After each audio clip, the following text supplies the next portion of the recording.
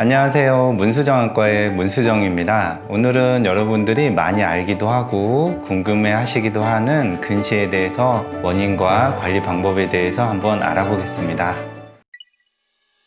근시는 이제 가까운 데가 잘 보이고 멀리가 안 보이는 현상을 이야기하는데요. 실제로 우리 눈 안에서는 빛이 들어와서 제일 뒤에 있는 빛을 받아들이는 신경에 초점이 맺혀야 되는데 그러지 못하고 눈의 안쪽 면에 맺히게 되는 현상을 말합니다. 주요 원인으로는 유전적 요소가 가장 큰 걸로 되어 있습니다. 그래서 부모님 중에 한 분이 근시이면 아이가 근시가 될 확률이 한 2배 정도, 그리고 두 분 다 근시이면 한 5배에서 10배 정도 근시가 될 확률이 높다고 되어 있어요. 가장 강력한 요인으로는 가족력이다, 유전적인 요소다, 이렇게 보셔야 될 것 같고요. 두 번째로는 환경적인 요인이 있을 수 있는데, 논란은 많이 있지만 가까이 보는 행동이 근시를 유발합니다. 그래서 보통 저희가 엎드려 보거나 누워서 보거나 아니면 이제 어두운 데에서 고개를 숙여서 보는 경우, 이런 행동들을 하게 될 때 눈이 많이 나빠질 수가 있습니다. 하고 환경적인 요소 중에서 좀 요새 많이 대두가 되고 있는 내용이 야외 활동을 하루에 한 2-3시간 정도 권장하는 것들을 이야기하는데, 야외 활동이 뭐 밖에 나가서 꼭 뛰어야 되거나 아니면 자외선을 받아야 되거나 이런 건 아니고 가시광선을 받아야 되는 걸로 되어 있어요. 가시광선을 많이 받으면 근시의 진행을 억제하게 되는데, 보통 하루에 2-3시간 정도 야외 활동을 하면 60만 럭스 정도의 빛을 받아들인다고 해요. 근데 실내 불빛이 보통 500 럭스 정도 되거든요. 그래서 하루 종일 실내에 있게 되면 아무리 불빛을 자지 않고 켜놓고 있는다고 해도 10,000 럭스가 넘지 않아요. 그래서 이런 것들이 근시의 원인이 될 수가 있겠습니다. 근시를 관리하는 방법은 생활습관 개선으로 병원에 오지 않아도 댁에서 하실 수 있는 방법들이, 일단은 거리를 잘 떼어주는 거예요. 엎드려 보거나 누워서 뭔가 집중해서 보는 일들은 좀 피해 주셔야 되고, 아이들이 어두운 데에서 무언가 많이 보게 되면 조절이 좀 심해지면서 눈이 좀 나빠질 수 있기 때문에 공부방이나 아니면 공부하는 자세에서는 빛의 밝기를 충분히 밝혀주는 것들이 중요하고요. 또 두 번째로는 야외 활동 좀 늘려주시면 좋은데, 되도록이면 우리가 나가서 활동할 수 있는 여건이 되시면 나가서 활동도 해보시고, 그러지 않으면 뭐 볕이 좋은 곳에서 뭐 독서를 한다든지 하루 중에 일과를 보내는 것도 좋은 방법이 될 것 같고요. 그리고 제일 무엇보다도 아이들이 정말 잘 보이다가 불과 1-2년 사이에 확 나빠지는 경우들이 많기 때문에 정기적인 안과 검진으로 좀 속도가 갑자기 빨라지려고 하는 시기에 이전에는 없었던 근시를 억제하는 방법들을 사용해서 관리할 수가 있어요. 그래서 안과의 정기 검진도 좀 도움이 될 것 같습니다.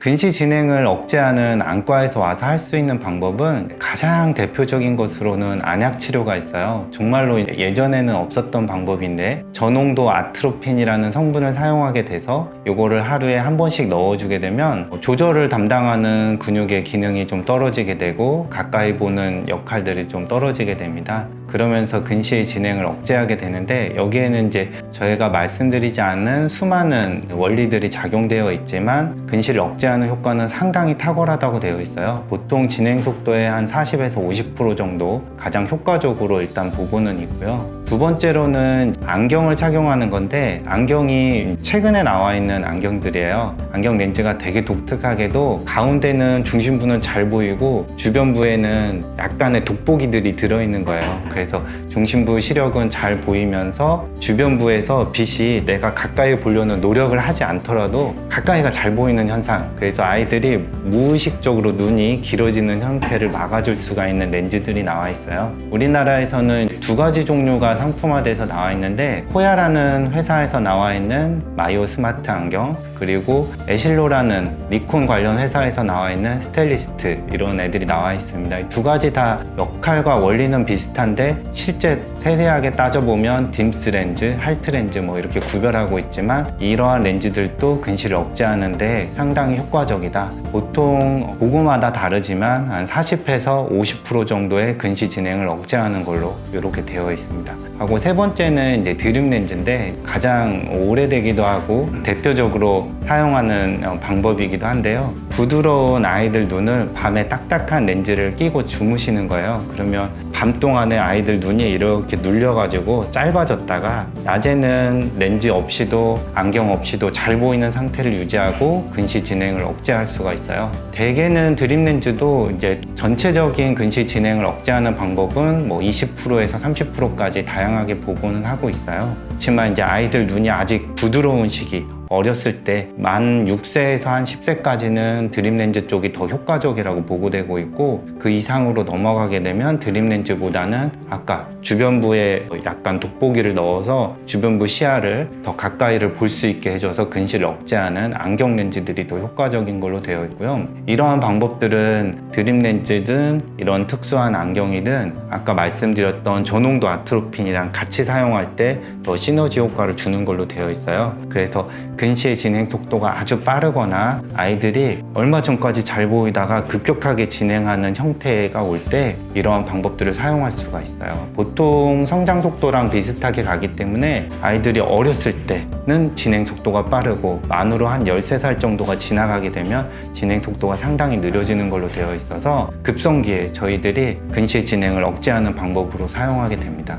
저희가 이런 근시를 억제하려고 하는 원인은 보통 저희가 마이너스 6디옵터가 되면 고도근시라고 부르고, 나중에 안경을 벗고자 해서 라식이나 뭐 이런 굴절 교정 수술, 스마일 같은 라섹 같은 수술을 받을 때 고도근시들은 수술받기가 어렵기 때문에 아이가 안경을 벗고자 하는 마음이 들 때 그런 수술이 불가능하기 때문에 그 정도 수준에서 막아주는 걸 키포인트로 하나 여기고 있고요. 두 번째는 나이를 먹어서 너무 심한 근시가 되면, 저도 상당히 눈이 나쁜데 이렇게 눈이 나쁜 사람들은 나중에 눈이 실명할 수 있는 녹내장이나 황반변성이나 망막박리 같은 질환들이 잘 생길 수가 있어요. 그래서 그러한 질환의 위험성을 막기 위해서 근시를 어느 정도는 제어를 해주는 게 좋은 방법이라고 생각합니다. 그래서 모두 다 선택해야 될 필요는 없지만 근시의 진행 속도가 굉장히 빠르거나 아니면 나중에 아이의 미래를 위해서 미리 개미와 배짱이처럼 미리 근시가 너무 진행하지 않도록 조절을 해주시는 것이 아이에게 좋은 미래를 선사해 줄 수 있는 방법이 될 것 같아요.